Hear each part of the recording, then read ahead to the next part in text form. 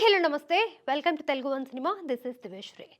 తెలుగు చిత్ర పరిశ్రమలో ఉన్న ఎన్నో హిట్ పేర్లలో మెగాస్టార్ చిరంజీవి, సుహాసినిల జంట కూడా ఒకటి. ఆ ఇద్దరి కాంబోలో వచ్చిన మగమహారాజు, రాక్షసుడు, ఛాలెంజ్, మరణ మృదంగం, చంటబ్బాయి, ఆరాధన వంటి పలు చిత్రాలు ప్రేక్షకులని ఎంతగానో అలరించాయి. నేటికి చాలా ఫంక్షన్స్లో ఆయా సినిమాల పాటలు మారుమోగుతూ ఉంటాయి. ఆ ఇద్దరి మధ్య ఉన్న అనుబంధం సినిమాలతోనే ఆగిపోలేదు. ఇప్పటికీ బెస్ట్ ఫ్రెండ్స్గా ఉంటూ ఫ్యామిలీ ఫంక్షన్స్లో కూడా పాల్గొంటారు. ప్రజెంట్ ఆ ఇద్దరి మధ్య జరిగిన సంభాషణ ఒకటి నెట్టింట హల్చల్ చేస్తోంది. చిరు, సుహాసినులు వీడియో కాల్లో మాట్లాడుకుంటున్నారు. ఆ తర్వాత సుహాసిని ప్రేక్షకులతో మాట్లాడుతూ, ఇప్పుడు అందరికీ ఒక విషయం చెప్పాలనుకుంటున్నాను.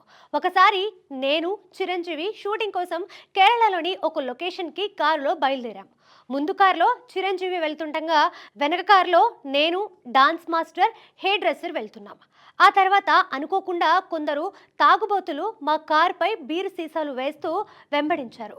ఆ విషయాన్ని గమనించిన చిరంజీవి వెంటనే కారు దిగి తన రివాల్వర్తో బెదిరించాడు. దాంతో వాళ్ళంతా అక్కడి నుంచి పారిపోయారు.